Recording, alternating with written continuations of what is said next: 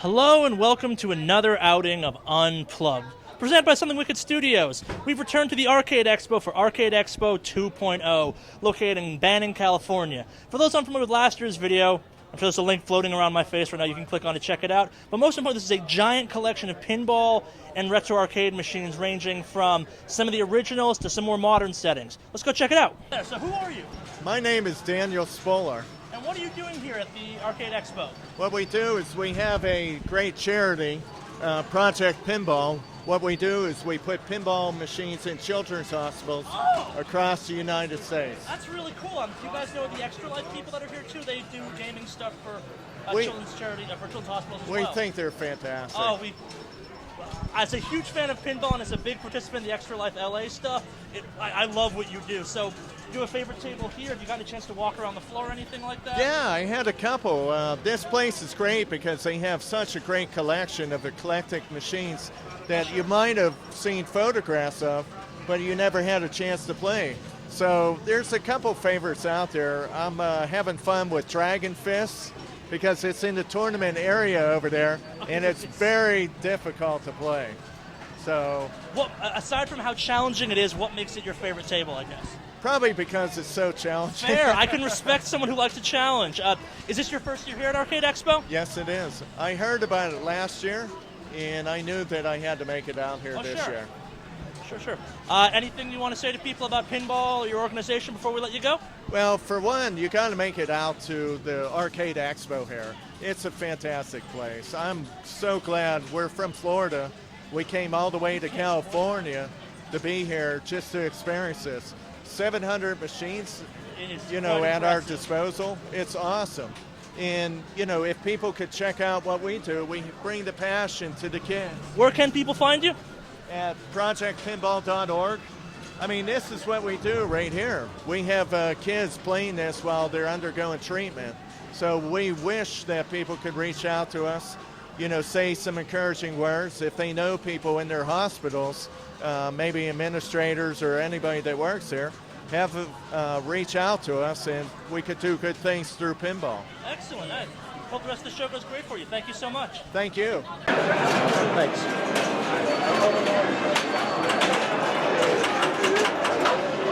I'm joined by, introduce yourself, please. Derek Mazga. I'm Stacy Moritz. And what are you doing here at the Arcade Expo? We are playing in the It Never Drains in Southern California pinball tournament. And what the hell is that? I asked, knowing what it is, but want you to explain it anyway. I'll let you do it's a tournament where you can qualify for a 24-person tournament by paying for entries and playing the games that are being played behind us. The top qualifiers will move on to the finals, which are tomorrow. And they'll be playing in a tournament to determine the winner. And how many, games of pinball do you on average play as part of a tournament? Depends on how much you want to spend. Yeah, there's some people that are dropping like $100, $200 on entries in this tournament. So it's kind of like poker. You can keep buying back in over and over and over so long. Well, that's kind of interesting. So how many tables, have you two played individually? I played maybe 10. Yeah, about that, yeah. Do you have a favorite amongst the tables? It looks like there's 10 tables back there, give or take? Yeah. Do you have a favorite of the 10 you've been playing? Hoops is probably my favorite. Waterworld. And why? I got a really monster score on it. Good reason? It's my first time playing it, and I'm actually getting the hang of it, and it's really fun. No, cool. So how are you two doing in the tournament? I'm qualifying for the B Division finals right now. I'm top female right now. Excellent. So what type of training goes into practicing for a pin? Is it the stress balls all the time? Is it flicking a pea around a desk or something? Is it just never breaking eye contact with a cat? Explain how you, A, think of, hey, I'm going to totally do this, and B, in any way prepare for it. It's playing the same game for hours, realizing every shot that you need to hit, and if you don't hit it, just keep practicing at it. Yeah, that's pretty much it. Do you guys have pinball machines at home you practice on, or do you sneak out to the pizza shop or something to get the practice time in, or is this just going in completely blind and hoping for the best? There's a lot of bars like where we live that have a lot of pinball tables, so we usually go out to bars and play. And how far did you travel for the tournament? We're here from Portland, Oregon. Damn, that's a hike. Thank God this place is close to an airport. So have you gotten a chance to get out and explore the rest of the Arcade Expo, or have you been kind of locked into tournament land? I walked around a bit, yeah. We've gotten out a little. I've been mostly sticking to the tournament. Not sure. So, but in your travels, did you get to see a machine you wish was back there, or do you have a favorite arcade cabinet here that's not back there? And you can say one's back there, I guess. You obviously have a special relationship with the ones back there at this point.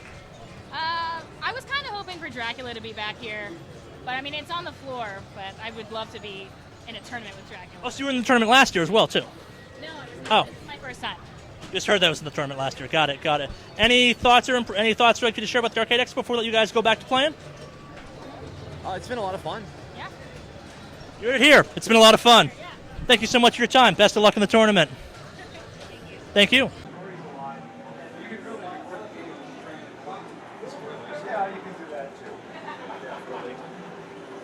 So I'm joined here by a man who needs no introduction. How the hell are you, Billy Mitchell? I'm Billy Mitchell. Indeed you are. And are you still the King of Kong? Last time I checked, you were. Some things will live in infamy. I got friends who come along who get higher scores. And then you bury them, I assume. No, but it's on my agenda. No, they're good guys. They work hard. They get high scores. We become friends. We share knowledge. It's a circle. And the guy who puts the most time in, he wins. Right now, Wes Copeland's on top. He's a great guy. What's his score if you know off the top of your head? 1,190,000. He's a good man. And Robbie's right on his heels. Well, so the show's obviously evolved some since last year. We have a Kong setup. We have way more arcade cabinets. It's got to be nice seeing a show like this evolve as time goes on in just such a short span of time, really. It's gone from being relatively small to just... They got 60 more machines, I heard, this year from last year to this year. Have you picked up a new favorite? No, the favorites are always right here. However, in addition to that, we have the Billy Mitchell Walter Day Film Festival, where we show various films. That's awesome. Beckett's here creating trading cards, grading them, putting them in cabinets. We have other celebrities here, not Walter Day. He's not a celebrity. All right. But more importantly, the Walter Day Museum is opened up in the back. I hope you get a chance to see that. It's absolutely awesome. Any words you'd like to shout out about Arcade Expo while we still have you?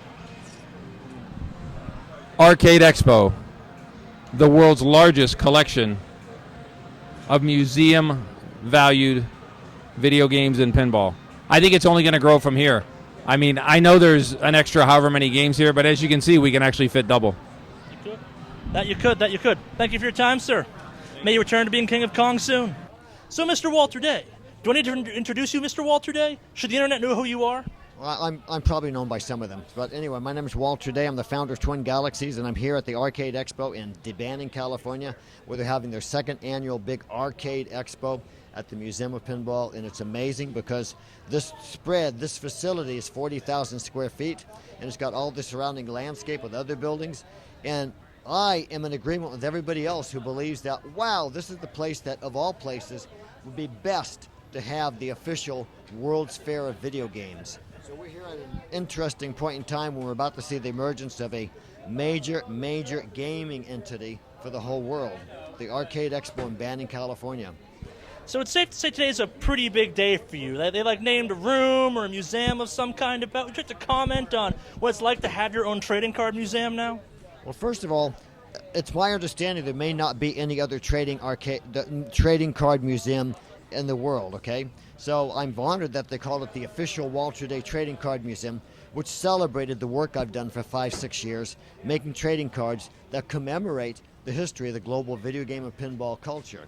Because it's a big culture, a big community, and there's so much history to it that is so important, that has impacted the rest of the world, that it's only fitting that somehow we make some sort of document of all that history, especially focusing on the small hidden parts of history, the people who are the unsung heroes that are commonly not honored in the history books, and put them on trading cards so that history will remember them and read their story too, and know that they contributed just as much as the rest of us to the growth and development of the global video game and pinball culture. Yeah, we were in the dedication earlier today. And you've expanded it to not just video game people. You're now including science fiction and writers and stuff. You're expanding it to just anyone in many ways who's in some ways influenced video game culture, just the important parts of culture, the thinking of culture in some ways. That's right, because culture is an amazing phenomenon.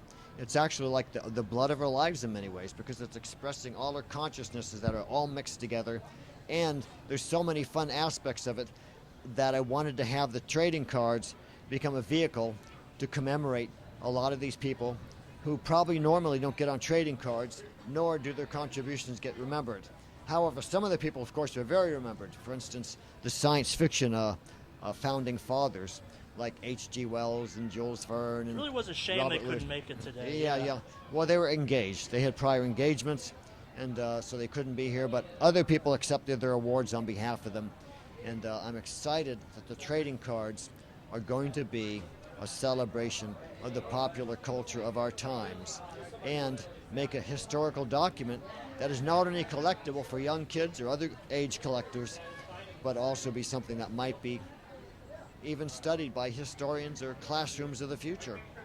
Very nice. So to talk about the arcade in general, it's obviously grown since last. I heard the rumor we got that they picked up something like 60 cabinets. Have you found a new favorite cabinet amongst the collection if you're a cabinet or pinball table? Well, I think that there's supposed to be 850 games here, and that's bigger than most places will ever have, of course. What's interesting about it is that almost all of it, 99% of it, almost unanimously, are the games that belong to John Weeks, who's a collector. This is John Weeks' personal collection.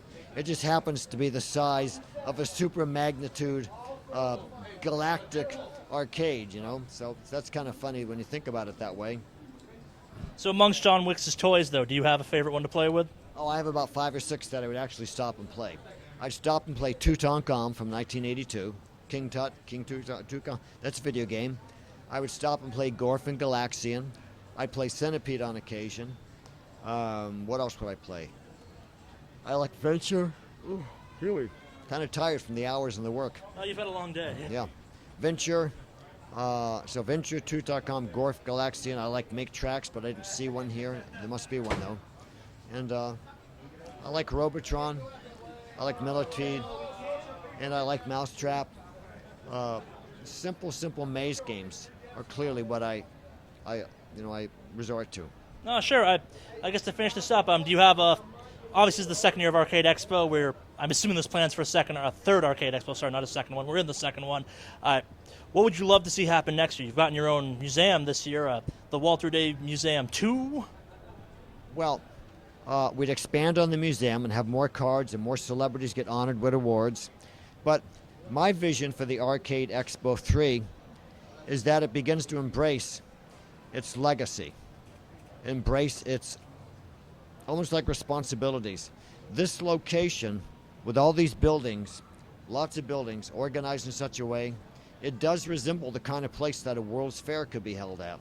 And I could see this becoming one of the biggest festivals ever, super festival, where 10 and 20 and 30,000 people come to this location, and it becomes a super big deal.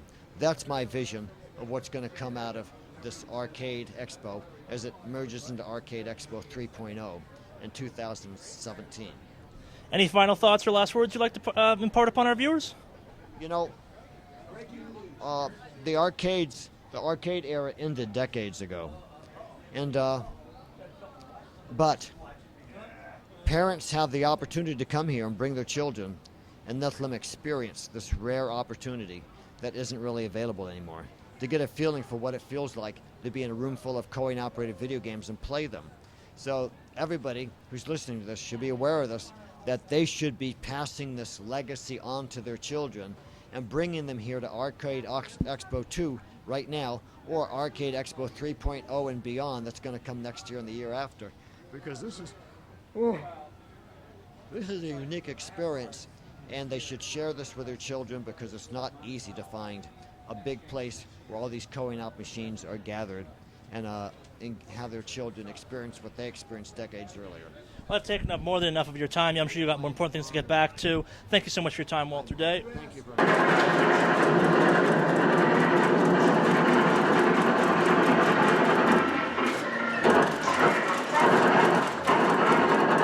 So I'm actually back at the Project Pinball booth with, introduce yourself. Hi, I'm Amber. I work with Project Pinball. And something kind of big has happened since last time I was here. You guys have been added to the Billy Mitchell card game system. Yeah, we're super lucky to be a part of the card game system.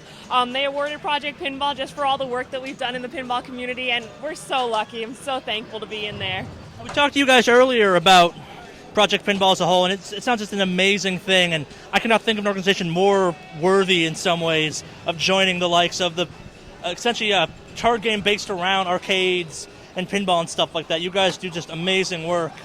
And you preserve pinball machines at the end of the day, too, which is something more people should be doing. Oh, no, we're definitely trying to pass the pinball to different generations. You know, these kids, they walk into the hospital and they see something they recognize like a Shrek, but they've never seen a pinball machine before. And by the end, they don't even want to give up the flippers. They're all over it. It's awesome. That's awesome. So we asked the question earlier of what was the person we introduced earlier's favorite pinball machine here. You get a different question. Of all the pinball machines you guys have placed in a hospital, do you have a favorite one you've placed in a hospital? And why? Why? That's a great question. Why can be just because? Okay. You know, I'd have to say the Shrek. And not only because of that mini playfield that's on there, but also just because of the voices. I love the donkey that kind of interacts, and it catches the kids off guard. You know, they hear the music and the sounds, but then they hear the characters talking to them. And they're like, wait, was that Shrek? And it's just awesome. Well, again, congratulations. Hopefully you'll be back next year to spread the good word, and hopefully you put many more pinball machines in many hospitals this coming year. Thank you for your time. Thank you guys so much. Oh, thank you.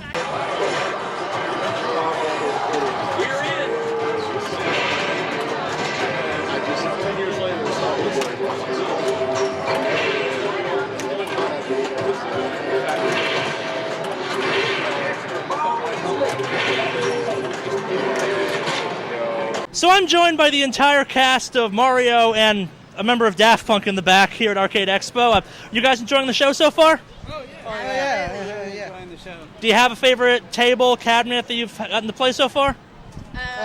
So far, we're a classic with all the Pixel movie classics, so Space Invaders, Galaga, Pac-man Pac-Man, there you go.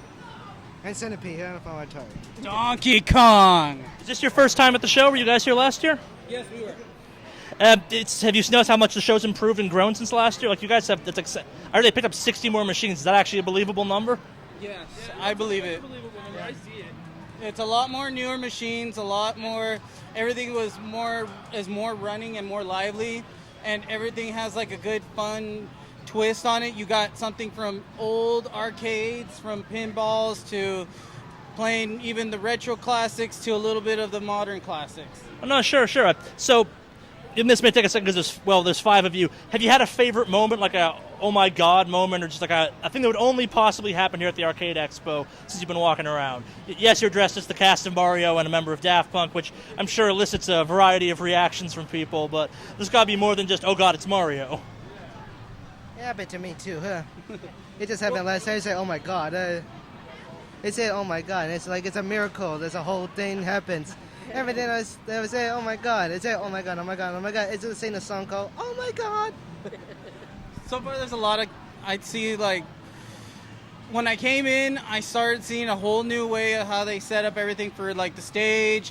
They had liquor, but also they all had like a whole new setup of more machines and a lot more vamped up. Along with the vendors, I've seen a lot more artist vendors here this year than I have last year.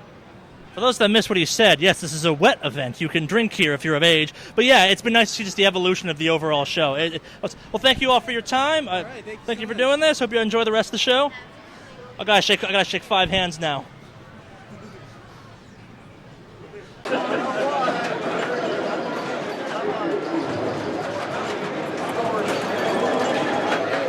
Would you kindly introduce yourself, even though you need no explanation because you should have watched the video from last year, which you were so prominently featured in? Well, my name's Richard Hutchins, and I'm a technician here. I specialize in the electromechanical games.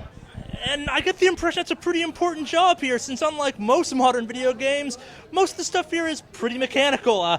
How many hours have you put in so far since last year for this year's expo? Several hundred. Several hundred? I worked here just about every day this summer. Literally almost every day this summer? Damn, that's impressive at that point. Has your opinion on your favorite machine changed since last year? Or do you have a machine that's given you even more trouble since last year than previously? The biggest trouble I've been having is with the bowling machine. It's still the oldest and the most mechanical, the most parts and moving parts, and people are throwing balls at the pins. They're breaking them.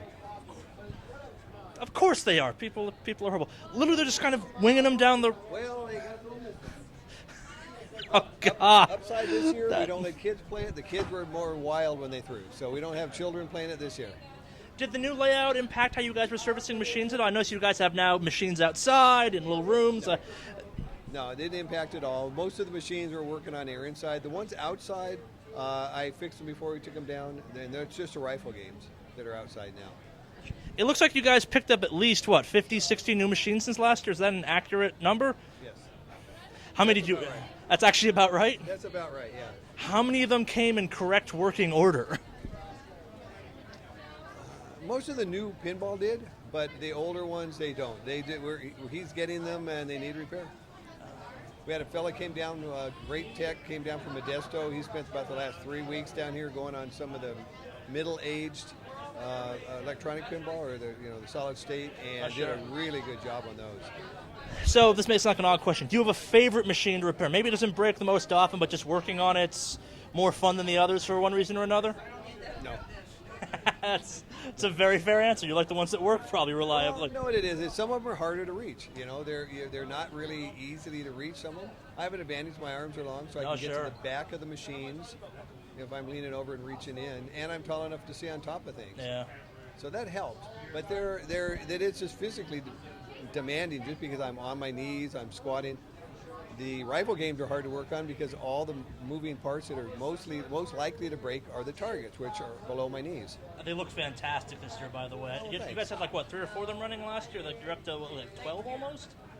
I have the same amount running this year. We have some more in there that aren't working. I haven't had a chance to look at yet. I think there are 4 more. Yeah, I thought the Tommy gun one was new this year, and that was just fantastic looking inside. No, we had that one.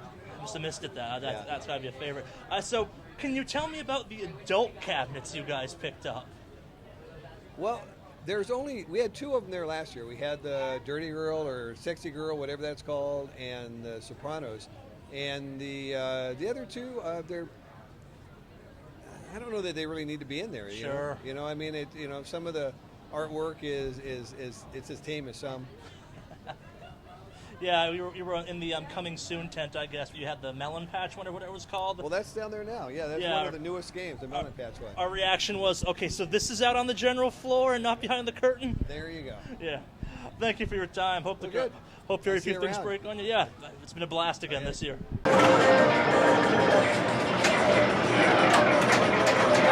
So we're joined in the adult video game / pinball room by, introduce yourself. Rohan. What brings you to the Arcade Expo? They wanted me to bring my DeLorean. I've actually donated a couple games here, too. That's pretty sweet. Which games did you donate? I donated a 6-pack, which you'll never find. It's an old discrete electronic game. And I also donated a tank game from 1973. Very cool. Do you have a favorite game here at the show? That maybe you're allowed to say when you own. It's pretty overwhelming, but obviously I'm a Tron fan. I have one at home. It's probably an old standard that I love, but it's just overwhelming. It's hard to pick one game here. No, sure. So you mentioned you own a couple at home. How many arcade cabinets and pinball machines and stuff of that ilk do you own overall? Well, actually, I did a trade. I have 1 pinball, thanks to the Arcade Expo, and I have 10 machines at home. Very cool. So were you here last year at the Arcade Expo? No, it's my first time. Okay, so you're new to it this year. Have you been enjoying the expo so far, aside from it being a tad overwhelming? Hell yeah. It's awesome. It's a little too much. Might go get a drink, calm my nerves, and... You can do that this year. You can't do that last year, if I remember correctly. I picked a good year to come then. Indeed you did. Well, thank you for your time. Hope you have a great rest of the show. Thank you. Thank you.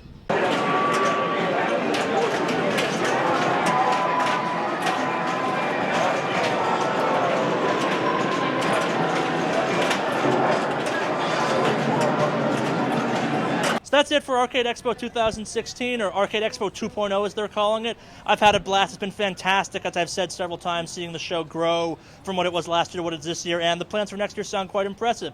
We'll probably be back. Hope you enjoyed the video, and yeah, if you get the chance, check out any other future events, and definitely check it out next year. Something Wicked Studios.